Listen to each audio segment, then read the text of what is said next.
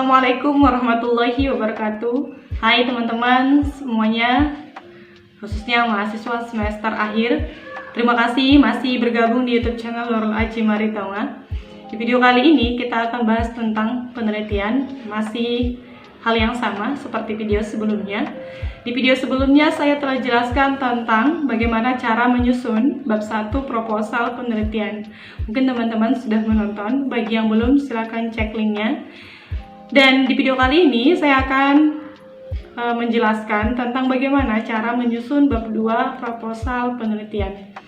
Jangan kemana-mana, tetap menonton.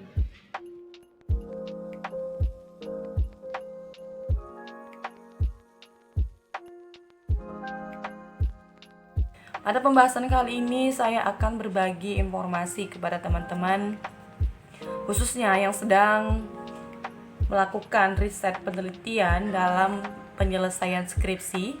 Bab 2 dalam penelitian itu adalah landasan teori atau biasa disebut juga dengan kajian pustaka atau literatur review atau tinjauan pustaka. Nah, sesuai namanya ya, landasan teori, kemudian kajian pustaka, maka bab 2 ini berisikan tentang konsep maupun teori yang berhubungan dengan variabel yang akan kita teliti. Yang kita jelaskan pada bab ini adalah menurut ahli atau menurut pakar atau pemikir tentang konsep yang akan kita teliti atau tentang variabel yang akan kita teliti. Misal, ketika kita ingin meneliti tentang hubungan kebiasaan belajar dengan prestasi belajar siswa, maka dari judul ini kita bisa melihat variabelnya terdiri dari 2, yang masing-masing adalah variabel bebas atau variabel independen dan variabel terikat atau variabel dependen. Di mana sesuai judul ini, variabel bebasnya adalah kebiasaan belajar, sedangkan variabel terikatnya adalah prestasi belajar. Nah, dari judul ini juga ya, kita bisa menjelaskan tentang teori yang berhubungan dengan kebiasaan belajar dengan teori prestasi belajar. Inilah yang kita jelaskan di bab 2.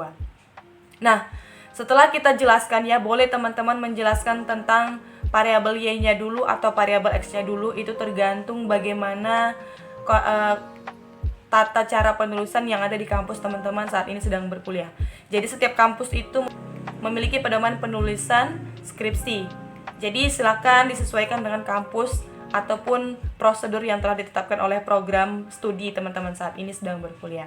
Teman-teman ya, kita jelaskan tentang misal tadi kebiasaan belajar, maka kita jelaskan dulu pengertiannya itu apa, kemudian ciri-ciri ataupun faktor-faktor ataupun karakteristik atau jenis-jenis. Nah, ini adalah hal-hal yang harus kita jelaskan pada bab 2. Misal pengertian kebiasaan belajar, kemudian jenis-jenis kebiasaan belajar, kemudian faktor-faktor pendukung kebiasaan belajar, faktor-faktor penghambatnya, dan lain sebagainya. Tentunya hal ini berhubungan dengan teori. Kemudian, teman-teman juga menjelaskan tentang teori prestasi belajar. Terdiri dari pengertian, kemudian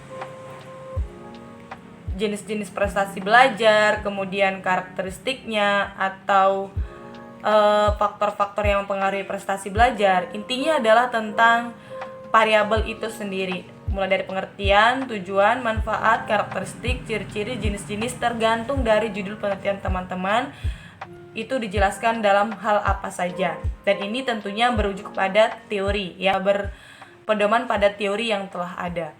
Untuk menghindari plagiarisme ya atau plagiat, teman-teman, di bab 2 ini kita harus menggunakan 2 teknik. Kenapa? Karena pada saat di Turnitin, ketika kita mengutip teori tanpa melakukan sedikit parafrase ataupun sedikit tindakan pada teori itu, maka akan terindikasi plagiarisme. Maka ada 2 teknik atau cara yang kita bisa lakukan untuk menghindari plagiarisme ini. Yang pertama adalah parafrase, teknik parafrase. Apa parafrase ini? Parafrase ini adalah ketika kita mengutip sebuah teori, lalu teorinya itu kita jelaskan menurut bahasa kita sendiri, tetapi dengan tujuan yang sama. ada sedikit polesan atau sedikit perubahan-perubahan kalimat, tapi tetap merujuk pada inti atau maksud dari teori tersebut. Lalu selain teknik parafrase, kita juga membuat teknik dengan cara teknik menyimpulkan. Setelah teman-teman kutip teorinya, maka teman-teman simpulkan di bagian bawah atau di bagian setelah penjelasan tentang teori tersebut. Jadi, ya, persoalan yang terjadi di bab 2 ketika mahasiswa menjelaskan tentang teori adalah mahasiswa mengutip secara utuh teori tersebut. Hal ini tentunya diindikasi kegiatan plagiarisme, makanya harus menggunakan teknik parafrase atau teknik menyimpulkan. Nah, itu adalah cara yang bisa teman-teman lakukan. Kemudian, di bab 2 setelah kita jelaskan tentang teori variabel A dengan variabel B, maka ada yang namanya penelitian relevan. Penelitian relevan ini tentunya kita ambil dari penelitian-penelitian yang telah dilakukan lebih dulu oleh peneliti lain. Dalam hal ini kita bisa melihat dari jurnal, ya, usahakan jurnalnya itu adalah bereputasi dan terakreditasi dan kekinian.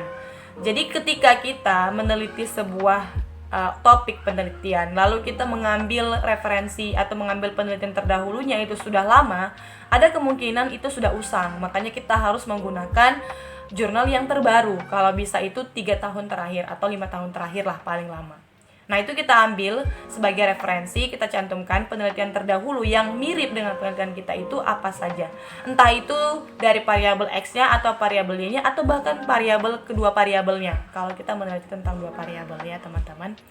Jadi kita ambil penelitian terdahulu itu, kita cantumkan di skripsi kita, lalu kita jelaskan perbedaan penelitian yang telah dilakukan itu dengan penelitian kita saat ini. Dalam hal apa itu berbeda? Ya, teman-teman. Jadi biasanya kalau setiap kampus itu memberikan atau mensyaratkan 5 atau bahkan mungkin lebih penelitian terdahulunya, supaya apa? Untuk mendukung referensi kita, menguatkan lagi tentang penelitian kita. Nah, kemudian setelah itu ada namanya, kalau untuk penelitian kuantitatif itu adalah kerangka berpikir, ya teman-teman. Nah, kerangka berpikir ini dijelaskan dari teori-teori yang telah kita jelaskan pada bab 2. Kita jelaskan kaitan-kaitan antara variabel A dengan variabel B, antara variabel X dengan variabel Y. Bagaimana kita mengatur konsep atau membuat pola pikir yang akan kita bangun tentang penelitian kita. Itulah kerangka berpikir. Nah, biasanya ini disajikan dalam bentuk tabel atau bentuk tabel untuk mengkaitkan atau menghubungkan atau memberikan rantai, ya, keterhubungan antara variabel X dengan variabelnya. Kemudian yang terakhir adalah hipotesis penelitian. Hipotesis penelitian ini adalah praduga sementara kita, dugaan sementara kita. Setelah kita tadi bahas teorinya, lalu kita dukung dengan penelitian terdahulu, kemudian kita buat kerangka berpikirnya, alur berpikir kita sebagai peneliti, lalu kita buatlah sebuah hipotesis atau dugaan kita terkait topik penelitian yang telah kita buat. Nah, hipotesis ini tentunya adalah perlu dibuktikan dengan penelitian kita nanti setelah kita riset atau melakukan penelitian di lapangan atau melakukan penelitian lah gitu, ya teman-teman. Jadi hipotesis itu adalah bagian paling akhir di bab 2. Ini untuk penulisan skripsi pada umumnya, ya. Hipotesis ini terdiri dari hipotesis H0 dan hipotesis nilai, hipotesis kerja, yang mana HA dan H0, ya, biasa disebut. HA adalah hipotesis kerja. Biasanya itu kita kalimatnya itu, ya, redaksinya seperti ini. Terdapat hubungan antara kebiasaan belajar dengan prestasi belajar. Maka H0-nya adalah tidak terdapat hubungan antara kebiasaan belajar dengan prestasi belajar. Jadi kita buat juga tabelnya, ya, yang menggambarkan memang itu terdapat hubungan. Jadi ada hipotesis dalam bentuk tabel dengan penjelasan-penjelasannya di bawah. Nah, seperti itu, ya teman-teman. Nah, sampai di sini penjelasan saya tentang bagaimana cara menyusun bab 2 proposal penelitian. Semoga apa yang saya sampaikan bermanfaat buat teman-teman semuanya. Terima kasih sudah menonton. Jangan lupa untuk mendukung channel ini, bantu subscribe, dan terima kasih. Wassalamualaikum warahmatullahi wabarakatuh.